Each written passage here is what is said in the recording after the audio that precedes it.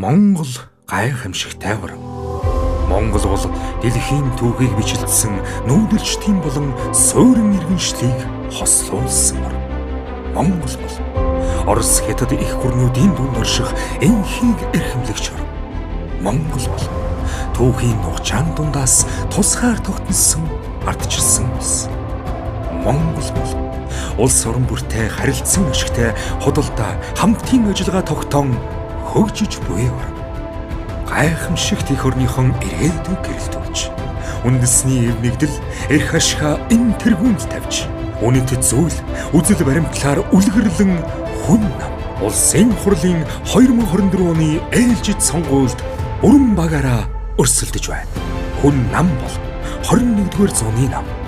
20-р зууны арга барилаар 21-р зууны нийгмийг өөрчлөхгүйг мэдэрсэн мэрэгжилтэн залуусын нэгдэл.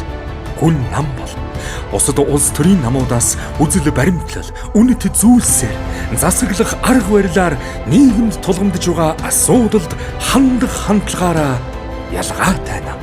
Хүн нам бол цаг тутам өөрсдийгөө боловсронгуй болгож нийгмээ өөрчлөгч шинэ үеийнхний нам. Хүн нам бол өөрийн зохион байгуулалт, үйл ажиллагаагаараа үлгэрлэж нийгэмд улс төрийн шин загвар тогтоон өөрчлөлт авчрах 21-р зууны нам. Хүн нам өөрчлөн цаг нь болсон. За сайн бацгаана уу, намайг Хаширдэн гэдэг. Хүн намын 2024 оны улсын хурлын мөрийн хөтөлбөрийн хувьд бид нийтдээ 5 бүлэг байгаа. Түүний нэг нь болохоор хүчирхэг эдийн засаг гэдэг хэсэг байгаа. За тэгэхээр энэ хүчирхэг эдийн засаг гэдэг энэ бүлгийн дотор бол бизнесийн таатай орчныг бид нар яаж бүрдүүлэх вэ гэдэг энэ дэд хэсгийг бол би одоо та бүхэнд тодорхой тайлбарж өгч байна. За мэдээж хэрэг биеүний төрөнд бизнесийн таатай орчин бүрдүүлэхийн тулд бидний хувьд бол одоо аж ахуйн нэгжүүд компаниудын хувийн хвшлийнхны өмнө тулгамддаг хамгийн чухал зүйл бол татварын асуудал гэдэг. Татвар нэмийн даатгалын асуудал. Тэгэхээр энэ татварын асуудлыг бид нар яаж шийдэх вэ? Энэ дээр ямар бодлого баримтлах вэ гэдэг талаар та бүхэнд эхлээд танилцуулъя. За тухайлбал манай мөрийн хөтөлбөр дээр аж ахуйн нэгжийн орлогын албан татварын шатлалын босго дүнг 6 тэрбумаас 10 тэрбум болох замаар бизнесийн үйл ажиллагааг тэлэх боломжийг дэмжих бодлого баримтлана гэж одоо бид нар оруулсан байгаа. Яг л бид нар өнөөдөр хувийн хвшлийнхан бид бүгд та бүхэн бүгдээрээ мэдж байгаа. Аж ахуйн нэгжийн орлогын албан татвар болон бүх төрлийн татварууд дээр бол маш их олон асуудал байдаг. Тухайлбал аж ахуйн нэгжийн орлогын албан татвар дээр бол жишээний шатлалын асуудал бол компаниудын хувьд бол бас хүндрэл учруулж байдаг. Тийм ч учраас бид нар энэ шатлалын босгыг бол 10 тэрбум болгож нэмэгдүүлэх ийм бодлого баримтлахаар төлөвлөж байна. За хоёрдугаар болохоор компани нэгдлийн толгой компанид охин компаниас шилжүүлэх ногдол ашигын татварыг суудхан тооцох аргачлалыг олон улсын жишгт нийцүүлэн шинжилнэ. Хэдийгээр Монгол улсад өнөөдөр нэгтлэн бодох бүртгэлийн болон шаардлагатай бусад олон улсын стандартыг бид нар хэрэгжүүлж байгаа боловч өнөө хүртэл биднэрт бас засаж сайжруулах шаардлагатай зүйл зөндөө байна.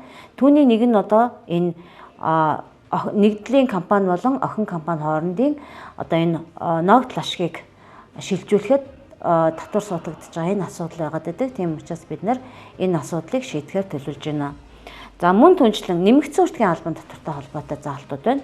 Нэмэгдсэн үртгийн албан татварын ногдуулалт буцаан олголтын өнөөгийн тогтолцоог судлан бичил жижиг болон дунд бизнес эрхлэгч гарааны бизнесүүдийг дэмжиж бизнесийн орчныг сайжруулах бодлого баримтлана. Өнөөдөр та бүхэн бид нар бүгдээрээ мэдж байгаа нэмэгдсэн үртгийн албан татварын хувьд бол төсвийн орлогын нэлээд том хувийг одоо эзэлж байдаг.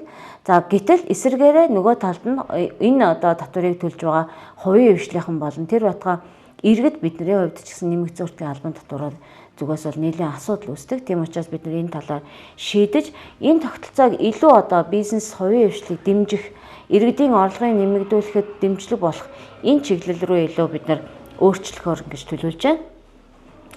За нийгмийн даатгалын асуудал бол хувийн хвшлийнхны хувьд бол бас нэлээд том хүндрэлтэй асуудал байдаг. Тэгэхээр энэ асуудлыг бид нар яаж шийдэх гэж байгаа вэ гэхээр нийгмийн даатгалын шимтгэлийг тооцох аргачлалыг эргэн харж, иргэдийн ажил эрхлэх идэх сонирхлыг нэмэгдүүлэх чиглэлээр шаардлагатай өөрчлөлтүүдийг оруулна гэж явж байгаа. Яагаад ингэж байна вэ гэхээр нийгмийн даатгалын шимтгэл маань өнөөдөр одоо аж ахуйн нэгжүүдийн хувьд ч тэр даатгал төлөгч буюу ажилтны хувьд ч тэр хинийхэн ч хувьд ер нь бол маш том ийм татвар байдлаар үндсэндээ албан журмын татвар байдлын ийм гажуудсан тогтолцоор орсон байгаа. Тийм учраас бидний хувьд бол энэ гажуудлыг арилгаж нийгмийн даатгалын тогтолцоог сайжруулах, шинжлэх, ялангуяа даатгуулагч болон хувийн хвшлийнхэнд илүү ээлтэй ажлын байрыг нэмэгдүүлэхэд яавал илүү сайн байх вэ гэдэг талаас нь бол бид нар энэ дээр бол ийм заалтыг оруулж хэрэгжүүлэхээр төлөвлөж байна. За ашигт малтмалын татвар буюу амнааттай холбоотой заалт байгаа.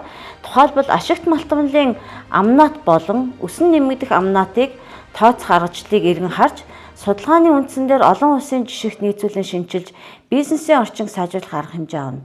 Өнөөдөр Монгол улсын хувьд бол уул уурхайн салбар бол манай эдийн засгийн маш чухал гол салбаруудын нэг болчиход байгаа яхаа аргагүй нэн.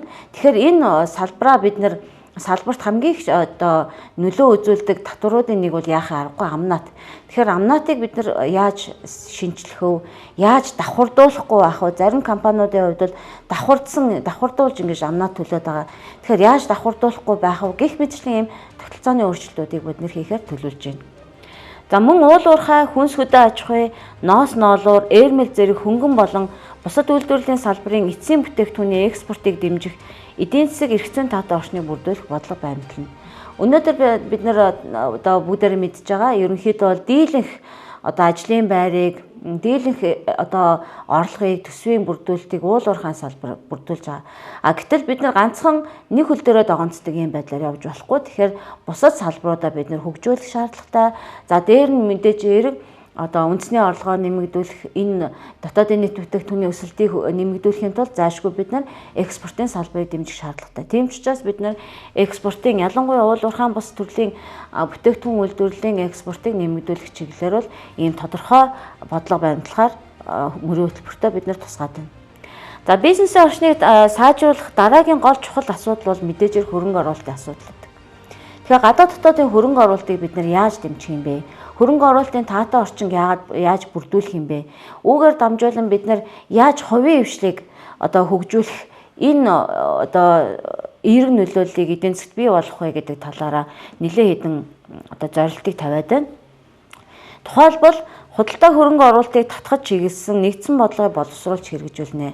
Өөрөөр хэлбэл бид нэр зөвхөн хөрөнгө оруулалтыг өнөөдөр бол Монгол улсын хувьд хөрөнгө оруулалт болон худалдааны салбарын аль альнийг нь тусгайлан бодлого боловсруулж гаргасан зүйл ерөнхийдөө маш дутмаг байгаа. Тийм учраас худалдаа хөрөнгө оруулалтыг хоёулангийн бид нар яаж хооронд нийцүүлж яаж хөгжүүлэх вэ гэсэн ийм нэгдсэн бодлого боловсруулж гаргахаар төлөвлөж байна. За хөрөнгө оруулалтын таатай орчныг бүрдүүлэх замаар эдийн засгийг төрөлжүүлэн уул уурхайн бус бүтээгдэхүүний үйлдвэрлэлийн тэргүүлэх чиглэлүүдийг тодорхойлж тэдгээрийг татварын болон татварын бус аргаар урамшруулан дэмжинэ. Өнөөдөр Монгол улсад орж ирж байгаа хөрөнгө оруулалтын дийлэнх нь зөвхөн уул уурхайн салбар руу орж ирж байна. Тийм учраас бид нар бизнесийг төрөлжүүлэх, илүү солонгоруулах зорилгоор бусад салбарууд руу хөрөнгө оруулалтыг заашгүй татах шаардлагатай. Тийм учраас энэ чиглэлээр ийм арга хэмжээг авахар төлөвлөж бид нар мөрийн хөтөлбөртөө тусгаад явж байна.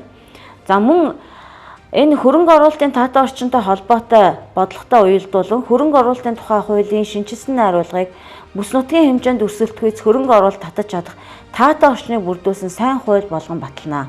Бид нар дөнгөж саяхан хөрөнгө оруулалтын хуулийг баталсан. Гэхдээ энэ дээр мэдээж засаж сайжруулах нэлээд асуудлууд байгаа учраас дахин энэ хуулийг сайжруулах замаар гадаадын хөрөнгө оруулалтыг илүү их татах энэ асуудлуудыг гадаад дотоодын хөрөнгө оруулалтаа илүү анхаарах энэ асуудлуудыг тусгаад байна.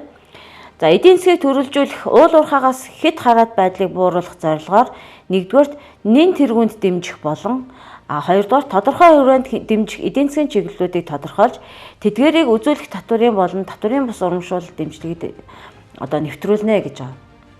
Өөрөөр хэлбэл бидний хувьд уул уурхайн бус эдийн засгийн бусад салбаруудаа хамгийн түрүүнд бид нар аль салбараа илүү хөгжүүлэх вэ?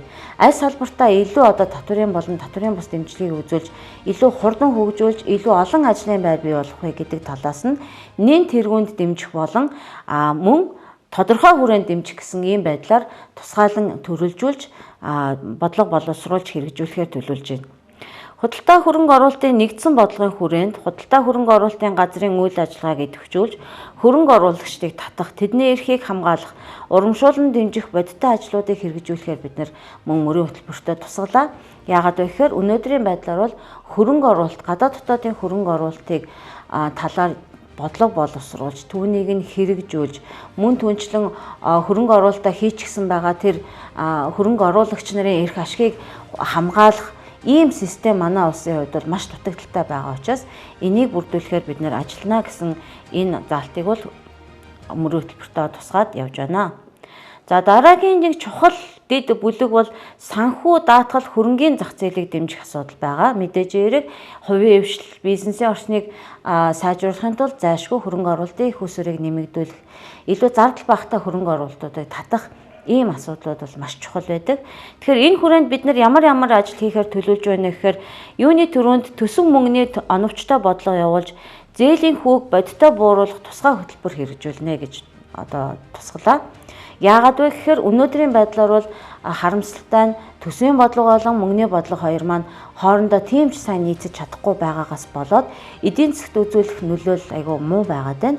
Тийм учраас бид нар үүнийг энэ хоёр бодлогыг хооронд нь маш оновчтой нийт ус ийм бодлого хэрэгжүүлэхээр төлөвлөж байна.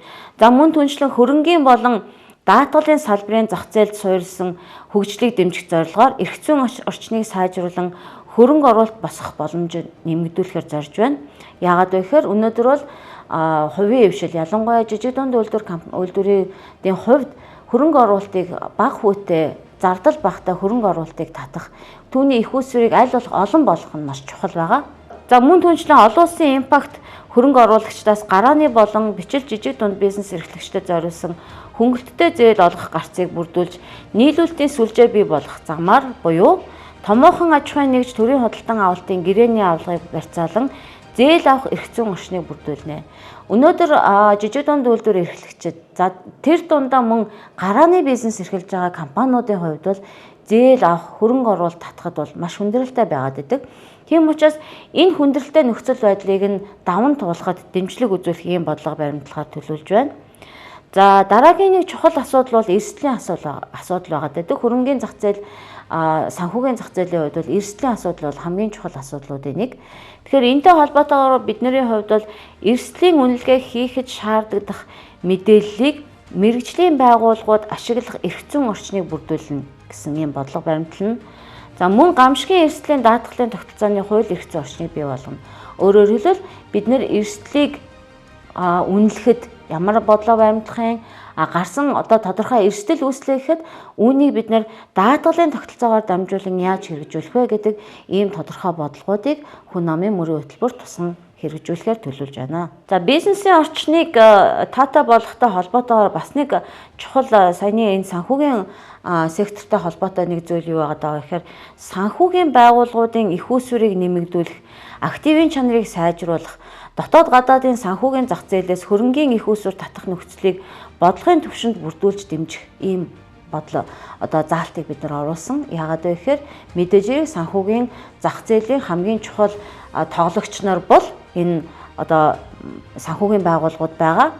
За тогтвортой болон ногоон санхүүжилтийг бодлогын түвшинд цогц байдлаар дэмжиж, ногоон бонд болон бусад ногоон санхүүжилтийн хэрэгслийг санхүүгийн зах зээл түлхүү нэвтрүүлэх бодлогыг тууштай хэрэгжүүлнэ.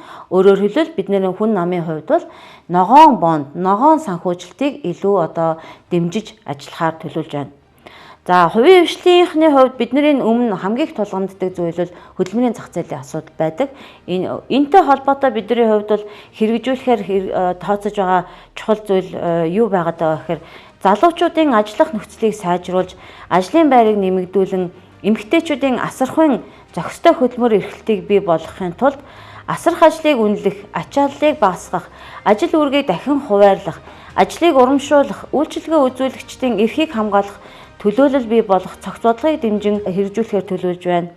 За мөн залуусын ажил эрхлэлтийг дэмжих зорилгоор зайнаас ажиллах, цагаар ажиллах эрх зүйн таатай орчныг бүрдүүлэхээр төлөвлөж байна. За мөн цалин хүсэхгүй асархан ажлыг багасгах, өрх гэр болон ажлын байран дахь гендерийн тэгш бус байдлыг бууруулж, эмэгтэйчүүдийн ажиллах хүчин дэх оролцоог нэмэгдүүлэх, нэг хүнд ногдох дотоодын нийт бүтээгдэхүүн эдийн засгийн жилийн өсөлтийн түвшин нэмэгдүүлэх бодлого хэрэгжүүлнэ гэсэн ийм заалтуудыг бид нар тусгаж өгсөн. Эдгээр нь өөрөө ялангуяа хөдөлмөрийн зах зээл дээр нийт шаардлагатай байгаа залуусын оролцоог нэмэгдүүлэх, эмэгтэйчүүдийн хөдөлмөрийн оролцоог нэмэгдүүлэх гэхэд маш чухал ийм хэрэгцээтэй бодлогод болж байгаа гэдэгт бид бол бүрэн итгэлтэй байна. Сүүлчийн нэг чухал зүйл юу байгаа гэхээр өнөөдөр хувийн хвшилдэх төрийн оролцоо маш өндөр байна гэж бид нар ярьдаг. Тийм учраас хувийн хвшилд оролцож байгаа төрийн оролцоог багасгах зорилгоор төрийн өмчит компаниудыг олон нийтэд нээлттэй хувьчилж, төрийн оролцоог багасгаж, компанийн сайн засаглалыг хэрхэн бид нар хэрэгжүүлэх вэ гэдэг ийм хэд хэдэн заалтуудыг, тодорхой заалтуудыг тусгасан. За тухайлбал зайлшгүй төрийн эзэмшилд байх шаардлагатайгаас бусад төрийн өмчит компаниудыг хувьчлах, үүн дотроо ялангуяа хөрөнгийн биржээр дамжуулан олон нийтийн нээлттэй хувьцаат компани болгон хувьчлах бодлогыг баримтлана. За төрийн өмчит компаниудын төлөөлөн удирдах зөвлөлийн хараат бус гишүүд гүйцэтгэх удирдлагын багийг нээлттэй сонгон шалгаруулж, менежментийг эрс сайжруулж, компанийн сайн засаглалыг зарчмуудыг нэвтрүүлэх нөхцөлийг бүрдүүлнэ гэдэг ийм чухал заалтуудыг бол бид нэр оруулсан байна. За мөн төрийн өмчит компаниуд улс төрийн зорилгоор төсөл хөтөлбөр арга хэмжээг санхүүжүүлэх, хандив тусламж өгдөг явдлыг бүрэн таслан зогсоох ийм заалтыг бид нар оруулж хэрэгжүүлэхээр төлөвлөж байна. Төрийн болон орон нутгийн өмчит компани нэмж байгуулах, өргөтгөж хөрөнгө оруулах явдлыг хязгаарлаж, тодорхой зохицуулт хяналтуудыг бий болгохоор ингэж төлөвлөн ажиллаж байна. Тийм учраас та бүхэн манай хүн намын мөрийн хөтөлбөрт тусгасан энэ бизнесийн орчныг бид нар яаж сайжруулах гэж байгаа вэ? Хэрхэн таатай болгох гэж байгаа вэ гэдэг энэ заалтуудтай дэлгэрэнгүй орж танилцаарай гэж хүсэж байна. Хүн нам өөрчлөн цаг нь болсон.